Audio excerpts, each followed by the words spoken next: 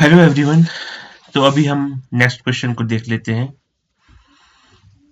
इसमें हमारे पास दिया है A block of mass m1 20 kg is placed on a wedge of mass m2 30 kg rest on a smooth horizontal floor as shown.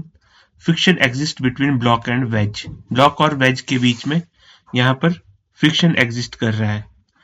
Find the acceleration of each block if first F is equal to 180 Newton and F is equal to 400 Newton, and second B1 solve the problem is if force F is equal to 180 Newton is directed upward as shown in figure।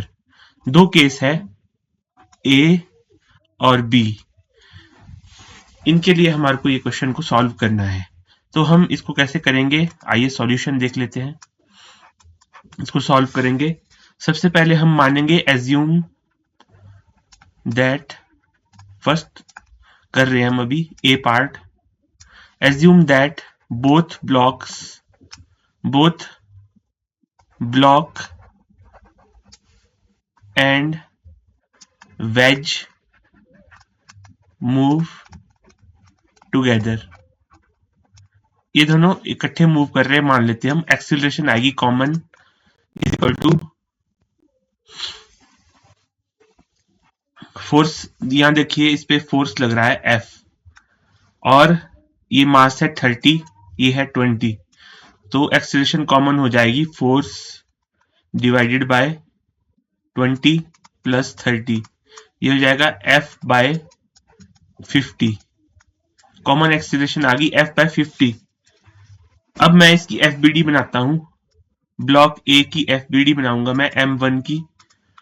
M1 पे force F लग रहा है आगे, पीछे लग रहा होगा friction force कुछ F डैश, और ब्लॉक वेज पे वही फ्रिक्शन आगे लग रहा होगा F डैश। यहां पर पुल्ली है, पुल्ली से फोर्स लग रहा होगा कुछ पीछे को F, वही नीचे भी ये पुल्ली ऐसी जा रही है, यहां पर इस पे कुछ फोर्स F लग रहा है यहां पर भी। तो मैं इसके लिए लिखूंगा equation of motion. First block के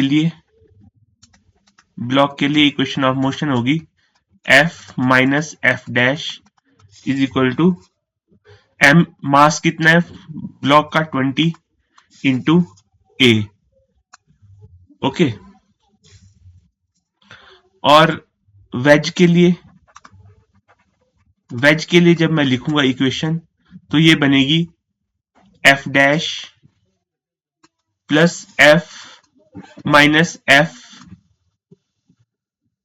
इज इक्वल टू 30A। ये कट गया, F dash is equal to 30A, यहां से आगे F dash equal to 30A।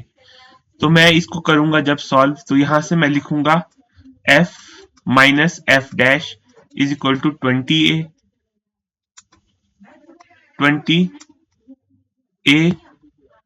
F minus 30A is equal to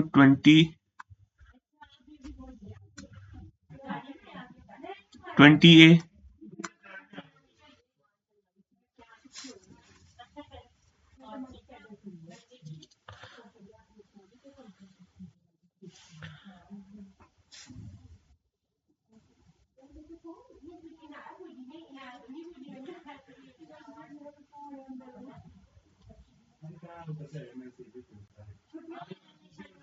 तो यहां पर थोड़ा सा मुझे देखना पड़ेगा, मैं इसको मिटा देता हूं यहां पर।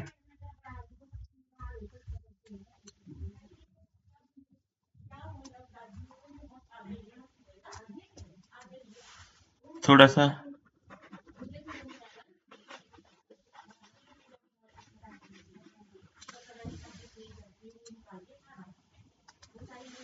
ओके। तो यहां से मेरे पास F आया था 30A के बराबर, तो मेरे पास कॉमन एक्सीलरेशन आई थी A कॉमन F बाय 50, तो मैं f में डालूंगा इसको, f dash equal to 30 into f by 50। तो यहां से मेरे पास f डैश की वैल्यू आ गई 3f बाय 5। ओके, इसके आगे हम क्या करेंगे, अगर friction, if friction is of static nature then f is less than equal to mu s into n। ये अगर फ्रिक्शन स्टैटिक नेचर का है तो फ्रिक्शन फोर्स इसके बराबर होगा या इससे छोटा होगा। तो यहां से मैं लिख सकता हूं 3f बाय 5 जो हमारे पास आया यहां से, ये हमेशा इक्वल टू और लेस देन होना चाहिए 0.620 इंटू 10 के, तभी ये सारा सिस्टम एक साथ मूव करेगा कॉमन एक्सीलरेशन के साथ। तो यहां से हम मैक्सिमम फोर्स निकालेंगे जो कि आएगा 200 न्यूटन। इस फोर्स के लिए ये दोनों सिस्टम एक साथ मूव कर रहे होंगे सेम एक्सीलरेशन के साथ, जो कि एफ मैक्स होगा 200 न्यूटन। इस फोर्स पे दोनों सिस्टम एक साथ मूव कर रहे होंगे। फर्स्ट केस हमारे पास दे रखा है यहां पर, फर्स्ट केस, केस 1, ए का केस 1 दिया है, एफ अगर है 180 न्यूटन के जो कि लेस देन है एफ मैक्स के, एफ मैक्स ये है, तो both blocks move with common acceleration, both block common acceleration से मूव करेंगे जो कि होगी a1 इक्वल टू, ब्लॉक्स नहीं, हम एक ब्लॉक है, एक वेज है, एंड वेज, इसको ब्लॉक नहीं बोलेंगे, इसको एक को वेज बोलेंगे, एक को ब्लॉक बोलेंगे। Block and wedge move with common acceleration, a1 equal to a2 is equal to 180 upon 20 plus 30। तो यहां से ये आ गई 18/5 metre per second square. Okay, जहां तक आई होप आपको समझ में आया होगा। इसी का सेकंड केस है, अगर फोर्स है 400 न्यूटन जो कि ग्रेटर है एफ मैक्स के, तब क्या होगा, अब मैं एफ बी डी बनाऊंगा इसकी, वहां से हमको समझ में आएगा कि कहानी क्या चल रही है। 20 kg पे 400 न्यूटन का फोर्स आगे लग रहा है, पीछे लग रहा होगा एफ काइनेटिक, क्योंकि ये ज्यादा है 200 से, एफ मैक्स से ज्यादा हो गया ये फोर्स, इसलिए ये एक्सिलरेट कर जाएगी आगे को बॉडी ए से। सिमिलरली ये ब्लॉक के लिए था, ब्लॉक के लिए, सिमिलरली वेज के लिए भी मैं बनाऊंगा, वेज के लिए भी 30 kg का जो वेज है यहाँ पर 30 kg का, इस पे भी फ्रिक्शन फोर्स आगे लग रहा होगा एफ के, जो ये एफ के था यहाँ पर, ये इस पे आगे लग रहा होगा। यहाँ पर पुली जैसी है, इस पे फोर्स पीछे एफ लग रहा होगा, और यही पुली नीचे जा रही है यहां से, सॉरी, यहां से इस पे फोर्स आगे एफ लग रहा होगा। तो जब मैं एक्सीलरेशन लिखूंगा ब्लॉक के लिए, पहले लिखूंगा a1 equal to 400 minus F के काइनेटिक अपॉन 20, तो ये हो जाएगा 400 minus 0.4 kinetic friction M G upon 20, तो ये हो जाएगा यहां से 400 minus 80 by 20 is equal to 16 metre per second square. और अगर मैं वेज के लिए लिखूंगा एक्सेलरेशन ऑफ वेज, तो ये हो जाएगी एफ काइनेटिक, इसको देख लेते हैं, F kinetic minus F plus F upon M, acceleration of wedge हो जाएगी एफ काइनेटिक अपॉन एम, ये कैंसिल हो जाएंगे, तो एफ काइनेटिक है हमारे पास 80 न्यूटन। ये एफ काइनेटिक की वैल्यू हम यहां से निकालेंगे, यही वैल्यू यही यहां आएगी 80/30, तो ये हो जाएगा 8/3 मीटर पर सेकंड स्क्वायर।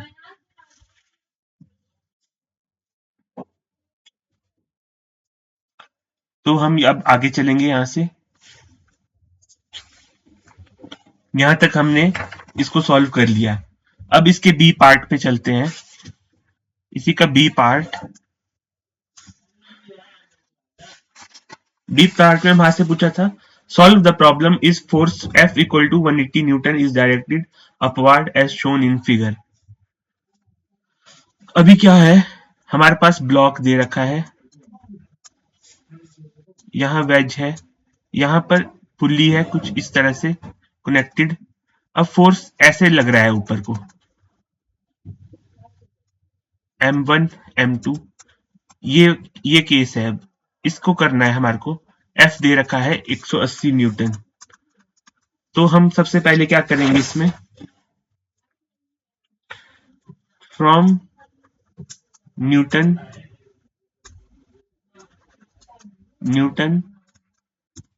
सेकंड लॉ से हम जानते हैं F minus F is equal to M1A। फिर से हम FBD बनाएंगे ब्लॉक की, मास M1 की FBD में बनाऊंगा, तो फोर्स F लग रहा होगा, पीछे फ्रिक्शन फोर्स F लग रहा होगा, और ब्लॉक वेज पे M2, वेज पे फ्रिक्शन फोर्स आगे लग रहा होगा। अभी यहां पर फोर्स F आ रहा होगा पुल्ली की वजह से, बट जो नीचे से फोर्स आना था अभी वो नहीं आ रहा, अभी क्योंकि फोर्स अपवर्ड डायरेक्शन में लग रहा है, वाई डायरेक्शन में, तो वो फोर्स नहीं आ रहा अभी। तो इसके लिए फ्रिक्शन की इक्वेशन मैं लिखूंगा F minus F is equal to M2 into A. ठीक है, आई होप आप समझ रहे होंगे इसको।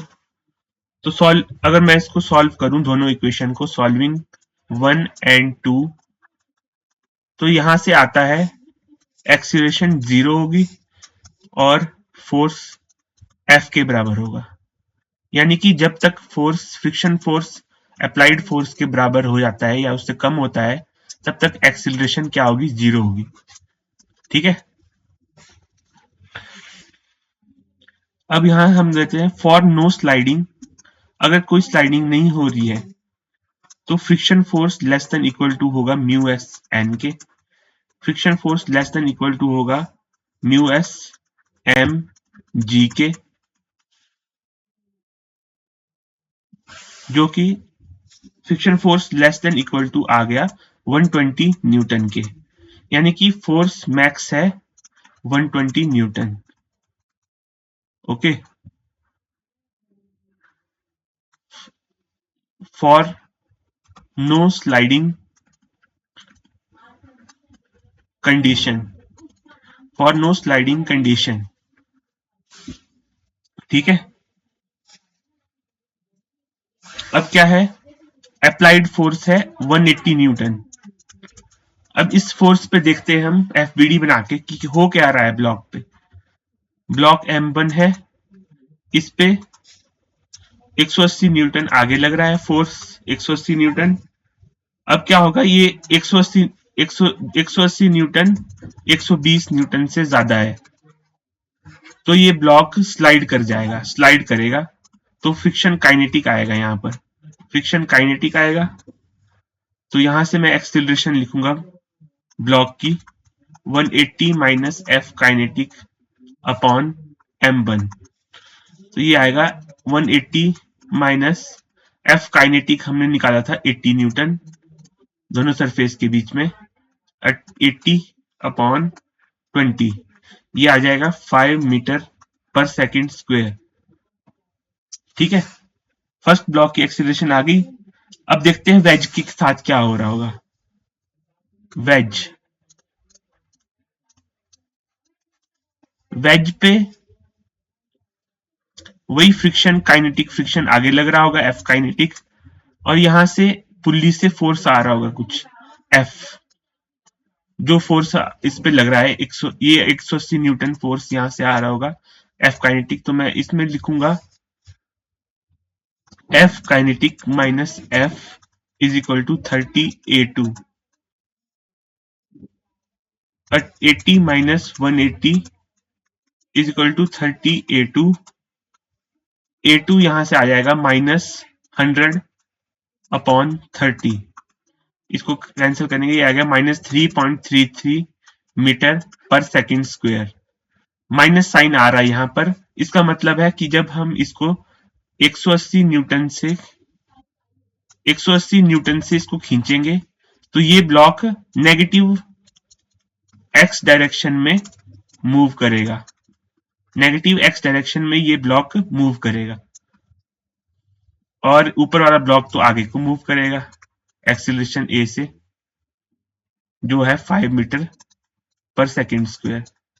ये ब्लॉक पीछे जाएगा 3.33 मीटर पर सेकेंड स्क्वायर से। थैंक यू, यहां तक था ये। Thank you very much.